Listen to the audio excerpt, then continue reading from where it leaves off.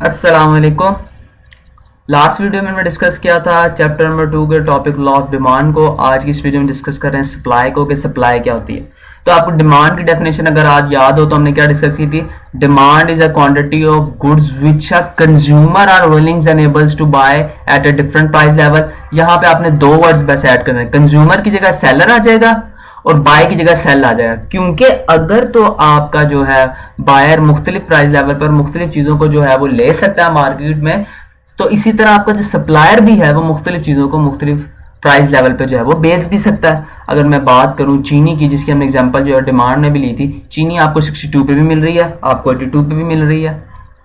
अगर आपको डीएचए में जो है फेज 5 में वो 82 की मिल रही है और आपको किसी और जगह में वो 62 की मिल रही है, तो ये क्या है, डिफरेंट प्राइस लेवल पे आपका सप्लायर जो है वो डिमांड को जो है सप्लाई को जो है वो सप्लाई कर रहा है। अब वहां पर एक लफ्ज हमने क्या पढ़ा था, कैट्रियस पैरिबस, उसके बारे में हमने क्या डिस्कस किया था। इसका मतलब क्या होता है, इसका मतलब होता है कि दूसरी चीजें जो है वो इक्वल है, कांस्टेंट है। तो इस लॉ के अंदर भी जो है हम देखेंगे, जब हम इसका लॉ डिस्कस करेंगे, लॉ ऑफ सप्लाई डिस्कस करेंगे, वहां जाकर हम डिटेल में डिस्कस करेंगे कि कौन कौन सी चीजें सप्लाई में जो है वो कांस्टेंट है। अब आगे हमने क्या डिस्कस करना है, इसके डिटर्मिनेंट्स, कौन कौन सी चीजें जो है वो सप्लाई के ऊपर अफेक्ट करती है। तो सबसे पहले क्या है, प्राइस ऑफ प्रोडक्ट। अगर तो चीज की कीमत बढ़ी है, इसका क्या मतलब है, इसका मतलब है कि उसकी सप्लाई बढ़ी है। अब आप कहेंगे ये कैसे होगा कि चीज की कीमत बढ़ गई, तो इससे सप्लाई के बढ़ने का क्या ताल्लुक है। तो हम डिस्कस करते हैं। अगर तो आपकी चीज की कीमत बढ़ी है तो इसका क्या मतलब है, उसकी डिमांड इंक्रीज हुई होगी। यानी कि पहले क्या था, पहले वो चीज जो थी, if the price of the product increases then the quantity of supply increases. क्योंकि अगर किसी चीज की पहले देखें कीमत कम है, फर्स्ट कर लिया हमने, हमारे जो कपड़े हैं वो 40% ऑफ है। अब 40% ऑफ है, उसकी प्राइस कम हो गई, डिमांड एकदम से बढ़ेगी, तो डिमांड का पुशअप क्या करेगा, प्राइस को ऊपर लेके जाएगा और सप्लाई पीछे से ज्यादा हो जाएगी। तो प्राइस ऑफ प्रोडक्ट्स बहुत मैटर करती है। तो इसका क्या रिलेशन होता है, डायरेक्ट रिलेशन होता है सप्लाई के साथ। If the price of product are increases then the quantity of supply जो है वो इंक्रीज करती है। If the product are decreases then the quantity of supply are decreases. तो इसका क्या रिलेशन है, इसका आपके साथ रिलेशन ये है कि डायरेक्ट रिलेशन है। वहां क्या रिलेशन था, इनवर्स रिलेशन था डिमांड में। अब सेकंड चीज क्या आ रही है, कॉस्ट ऑफ इनपुट। अगर तो आपके इनपुट का खर्चा कम है, ठीक है, अगर आपके इनपुट का खर्चा कम है तो आपके लिए चीजें बनाना क्या होगा, सस्ती बनेंगी।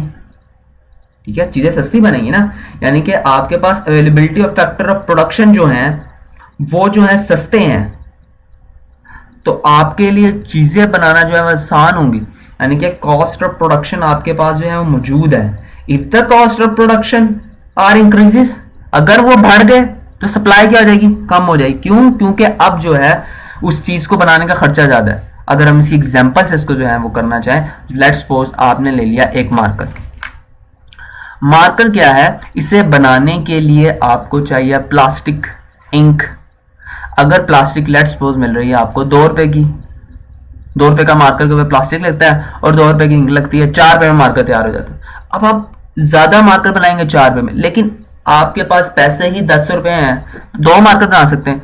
अब अगर प्लास्टिक मिल रहा है आपको 3 रुपए पे और आपकी जो इंक है वो 3 पे चलेगी, अब आप मार्कर एक ही बना सकते हैं। तो इसका मतलब क्या है कि आपके पास कॉस्ट ऑफ इनपुट जो है वो बहुत मैटर करती है। नेक्स्ट क्या आपके पास, availability and quality of factor of production. तो अवेलेबिलिटी क्या है, availability of factor of production. अगर आपके पास फैक्टर ऑफ प्रोडक्शन जो है मौजूद है और quantity of factor of production भी मौजूद है, तो वो सप्लाई को क्या कर देंगे, इंक्रीज कर देंगे। उसके बाद क्या, टेक्नोलॉजी। अगर तो अच्छी टेक्नोलॉजी है तो चीजें इंक्रीज हो जाएंगी। जहां एक जूता इंसान खुद बनाए और मशीन बनाए तो टाइम का तो फर्क पड़ेगा, तो इसका मतलब है सप्लाई पे भी फर्क पड़ेगा। अब टैक्सेस और सब्सिडीज क्या होती है, टैक्सेस किस बिला का नाम है, सब्सिडीज किस बिला का नाम है। अगर मैं बात करूं कि गवर्नमेंट आपसे जो पैसा लेती है वो क्या है, टैक्स है। और टैक्स किस किस चीज के ऊपर है, एक जनरल एग्जांपल ले लेते हैं। रोजमर्रा हम हर जो है साबुन यूज करते हैं, साबुन को अगर आप उल्टा करके देखें, उसके पीछे एक प्राइस लिखी होगी, प्राइस के साथ लिखा होगा सेल टैक्स। तो वो क्या है, आप टैक्स पे करें। आप जो है पत्ती लेने जाएं, पत्ती को उल्टा करके देखें, उसके बैक साइड पर प्राइस लिखी होगी, वहां पे आपका क्या लिखा होगा, टैक्स लिखा होगा। आप जो है कोई भी काम कर रहे हैं, आप बिल को देख लें, बिल के ऊपर आपका टैक्स लिखा होगा। तो हर जगह पे आपका टैक्स है। तो ये क्या है, टैक्स क्या फर्क करता है सप्लाई के ऊपर। अब इसी तरह आप कोई चीज बनाना चाहते हैं, उसके लिए आप सामान खरीदते हैं, उसके ऊपर भी आप टैक्स देते हैं, प्लास्टिक के ऊपर टैक्स देंगे, फलां चीज के ऊपर टैक्स देंगे। तो टैक्स सप्लाई के ऊपर क्या जो है इफेक्ट डालेगा। अब आप अपने दिमाग से खुद सोचें, अगर टैक्स इंक्रीज होगा तो हमें पैसे भी ज्यादा देने पड़ेंगे, जब पैसे ज्यादा देने पड़ेंगे हमारा कैपिटल कम होता जाएगा, हमारी सप्लाई ऑटोमेटिकली डिक्रीज हो जाएगी। तो इसका मतलब क्या है कि अगर टैक्स बढ़ेगा, सप्लाई जो है हमारी क्या हो जाएगी, सप्लाई कम हो जाएगी। किसके होने से, टैक्स के इंक्रीज होने से। तो जब आपका टैक्स बढ़ेगा तब आपकी सप्लाई जो है क्या हो जाएगी, आपकी सप्लाई जो है वो कम हो जाएगी। तो ये बात हमें पता चली कि टैक्स के बढ़ने से सप्लाई कम हो जाती है। अब सब्सिडी किस बला का नाम है, सब्सिडी किसे कहते हैं। कुछ जगहों पे गवर्नमेंट आपको रिलीज भी देती है, कहती है जी हमने माफ कर दिया आपको। अब जो आपको माफ कर दिया वो क्या होता है, या उसका क्या सिस्टम होता है। तो अगर आपको याद हो, जैसे हम एग्रीकल्चर सेक्टर्स के अंदर गवर्नमेंट जो है वो सब्सिडी देती है, किसानों को जो है रिलीफ देती है। तो अगर किसानों को रिलीफ मिलेगा तो सप्लाई ज्यादा नहीं हो जाएगी, मतलब अब उसके पास बीज डालने के पैसे ज्यादा नहीं होंगे। तो सब्सिडी क्या करेगी, आपकी सप्लाई को जो है वो इंक्रीज करेगी। अगर हम इसको ग्राफ से देखना चाहें कि ग्राफ से ये कैसा रिप्रेजेंट होगा, तो अगर हम इसको डिमांड को हम पढ़ के आए थे कि डिमांड का ग्राफ किस तरह बनता है, सप्लाई का ग्राफ किस तरह बनता है, सप्लाई का ग्राफ कुछ इस तरह बनता है। तो सप्लाई के ग्राफ को भी हम नेक्स्ट लेक्चर के अंदर लॉ ऑफ सप्लाई जब पढ़ेंगे तब जो है डिस्कस करेंगे। अभी जो मैं आपके साथ चीज शेयर करना चाह रहा हूं वो जो है सप्लाई को शेयर करना चाह रहा हूं कि जब जो है टैक्स इंक्रीज होगा तब क्या फर्क पड़ेगा। लेट्स सपोज हमारी जो है इस टाइम जो है वो इस टाइम इस जगह के ऊपर सप्लाई, तो जैसे ही यानी कि इसको हम कह लेते हैं एक्स, जैसे ही टैक्स इंक्रीज होगा अब ये सप्लाई इस जगह पे आ जाएगी। ये क्या है, हमारे पास सप्लाई है, तो ये देखें कम होगी। लेकिन अगर मैं इसके बरक्स बात करूं कि ये मेरी सप्लाई है इस जगह के ऊपर, जैसे ही मेरी सब्सिडी इंक्रीज होगी, सब्सिडी मिलेगी, तो मेरी सप्लाई भी क्या हो जाएगी, सप्लाई भी बढ़ेगी। तो आप देखें सप्लाई मेरी जो है वो इंक्रीज होगी। तो इस तरह अगर आपसे जो है वो 2 नंबर का शॉर्ट पूछ ले तो आप डायग्राम बनाकर उसे एक्सप्लेन करके बता भी सकते हैं कि भाई इसका इफेक्ट ये पड़ता है, इसका इफेक्ट इसके ऊपर ये पड़ता है। नेक्स्ट में हमसे क्या पूछ रहा है, इन्वायरमेंटल कंडीशन भाई क्या फर्क डालते हैं सप्लाई के ऊपर। तो अगर तो मौसम खराब हो गया तो गंदम खराब हो गई, सप्लाई कम होगी। अगर तो मौसम खराब हो गया तो आपकी जो स्टोर रूम में चीजें हैं वो सड़ जाएंगी, गर्मी ज्यादा होगी। तो इसका मतलब क्या है कि इन्वायरमेंटल कंडीशन भी हमारी सप्लाई के ऊपर इफेक्ट डालती है। तो हर वो चीज जो आपकी सप्लाई पे इफेक्ट डाल सकती है उसका डिटर्मिनेंट्स है, आप खुद भी सोचें, ठीक है। उसके बाद क्या है, price of substitutes in a production. तो सब्स्टिट्यूशन गुड्स को पढ़ के आए थे हम, कम्प्लीमेंट्री गुड्स को मैं आपके साथ डिटेल में डिस्कस करके आया था। कम्प्लीमेंट्री गुड्स क्या है, सब्स्टिट्यूशन गुड्स क्या है। अब आप उनको रिकॉल करें एक दफा अपने माइंड में कि सब्स्टिट्यूशन गुड्स क्या थी, ठीक है। एक दफा अपने से सवाल करें कि सब्स्टिट्यूशन गुड्स क्या थी। जब आप सवाल कर लेंगे अपने आप से कि सब्स्टिट्यूशन गुड्स क्या थी, तब आपको यह जवाब भी मिल जाएगा कि सप्लाई पे इसका क्या इफेक्ट पड़ेगा।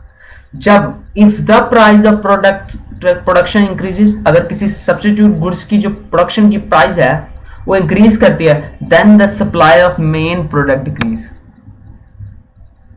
ये क्या बात हुई भाई, सब्स्टिट्यूट जो गुड्स थी उनको हमने क्या डिस्कस किया था कि ये दोनों मार्केट के अंदर एक दूसरे के सब्स्टिट्यूट्स हैं, जैसे टी और कॉफी।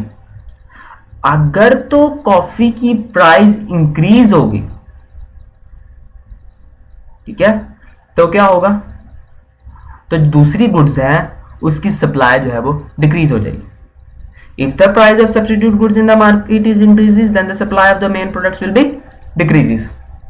इसके बरक्स अगर हम कंप्लीमेंट्री गुड्स की बात कर लें जो इकट्ठी यूज होती हैं, अगर तो if the price of a complementary goods increase then the main product increase. अगर उसकी सप्लाई इंक्रीज हो रही है तो मेन प्रोडक्ट भी इंक्रीज, मेन प्रोडक्ट की सप्लाई भी इंक्रीज हो रही है। ये डायरेक्ट रिलेशन हो गया। अब इसको जो है थोड़ा सा एक्सप्लेन कर लेते हैं, थोड़ी सी कंफ्यूजन जो है वो क्रिएट कर रहा है कि ये क्या मसला आ रहा है कि वहां पर जो हमने क्या डिस्कस किया था आपका बैक के ऊपर, अगर हम उस लेक्चर को रिकॉल करें अपना, तो हमने उधर क्या डिस्कस किया था, हमने उधर डिस्कस किया था if the price of complementary goods increases then the demand of main product decreases. Price increase करने से डिमांड डिक्रीज करगी, इतनी बात समझ आ रही है। अब हम जो सप्लाई में बात करें, सप्लाई में अगर आपकी प्राइस इंक्रीज करेगी तो इसका मतलब है आपकी सप्लाई भी इंक्रीज करेगी। इतनी बात समझ आ गई, यहां तक क्लियर हो गया। तो वो कंफ्यूजन जो थी आपकी यहां पे आके जब मिक्सअप होगी तो आपको बड़ी डिफिकल्टी होनी है, आपको समझ बिल्कुल नहीं आना कि प्राइस सब्स्टिट्यूट के आपने रट्टा मारना है और जाके दोनों को गलत लिखाना, फिर आपको याद आना है वो क्या था या वो क्या था, यहाँ पे ये लफ्ज लिखना है, यहाँ पे डायरेक्ट रिलेशन है या वहां पे डायरेक्ट रिलेशन है। तो वहां पे क्या था, वहां पे प्राइस के इंक्रीज होने से डिमांड डिक्रीज होती थी, यहाँ पे क्या प्राइस के इंक्रीज होने से आपकी जो है सप्लाई जो है वो इंक्रीज हो जाएगी। तो if the price of complementary goods are increases then the supply of the main product will also be increase. ये किसका केस बता रहा हूं, ये मैं आपको कॉम्प्लीमेंट्री गुड्स का केस बता रहा हूं। और सब्स्टिट्यूशन गुड्स में क्या आ जाएगा, if the price of substitute goods are increases then the supply of main goods are decreases. क्योंकि जब प्राइस इंक्रीज होगी तो लोग जो हैं, लेट्स सपोज अगर हम यहाँ पे सब्स्टिट्यूट गुड्स की बात करें, टी और कॉफी की, अगर टी की प्राइस इंक्रीज होगी तो लोग टी ज्यादा यूज करें तो टी की सप्लाई ज्यादा हो जाएगी, ठीक है, कॉफी की जो है वो सप्लाई कम हो जाएगी। तो ये बात इसको करना चाह रहा है। तो आपने ये जरूर याद रखना है कि सप्लाई इंक्रीज होगी तो इसका मतलब है प्राइस भी इंक्रीज हुई है। अब नेक्स्ट क्या, number of the supplier in the market. जितने मार्केट में ज्यादा सप्लायर होंगे उतनी आपकी सप्लाई ज्यादा होगी। अगर आप इसको डिस्कस करना चाहें किसी एग्जाम्पल के साथ, आपके पास सबसे पहले क्या था, सिर्फ न्याजी वाले थे, फिर आपके पास आ गए शुजा वाले, बिलाल ट्रेवल्स आ गए, और भी बहुत सारे आ गए। अब मार्केट में अगर आप ट्रेंड देखें तो अब आपके पास ज्यादा ट्रैवलिंग एजेंसीज हैं, ज्यादा लोग आपको लेके जाने वाले, तो आपको फैसिलिटीज भी वो अच्छी प्रोवाइड कर रहे हैं। नेक्स्ट आपके पास क्या है, acceptation about the price in the future. तो ये भी वही चीज जो हम डिस्कस करके आ गए, अगर प्राइस जो है उसके इंक्रीज होने का खदशा है अपना फ्यूचर के अंदर, तो क्या हो जाएगा, तो लोग जो है वो चीजें ज्यादा लेंगे, तो सप्लाई भी इंक्रीज कर जाएगी। लेकिन यहां पर जो है हम इस सप्लाई को, फ्यूचर के सप्लाई को थोड़ा सा जो है एक चीज के साथ डिस्कस कर लेते हैं, वो है टाइम के साथ। अगर तो आपके पास शॉर्ट टाइम है तो आप सप्लाई जो है वो बहुत ज्यादा इंक्रीज नहीं कर सकते, तो जितने रिसोर्सेज आपके पास है उनको यूज करते हुए आप अपनी सप्लाई को इंक्रीज कर सकते हैं। लेकिन अगर आपके पास लॉन्ग रन टाइम है तो लॉन्ग रन में आप क्या कर सकते हैं, लॉन्ग रन में आप नई फैक्ट्रियां लगाकर अपनी सप्लाई को इंक्रीज कर सकते हैं। तो ये दो पॉइंट भी आप इसके अंदर ऐड कर सकते हैं। उसके बाद क्या, acceptation about the demand in the future. अगर जो है फ्यूचर के अंदर डिमांड जो है वो इंक्रीज हो रही है तो इसका मतलब क्या है, सप्लाई भी आपकी इंक्रीज हो रही है। तो ये कुछ इसके डिटर्मिनेंट है सप्लाई के जो हमने डिस्कस किया, सप्लाई की डेफिनेशन को हमने देखा है। इंशाल्लाह नेक्स्ट वीडियो के अंदर जो है हम लॉ ऑफ सप्लाई को देखेंगे और उसे कंप्लीट डिटेल के अंदर जो है वो डिस्कस करेंगे।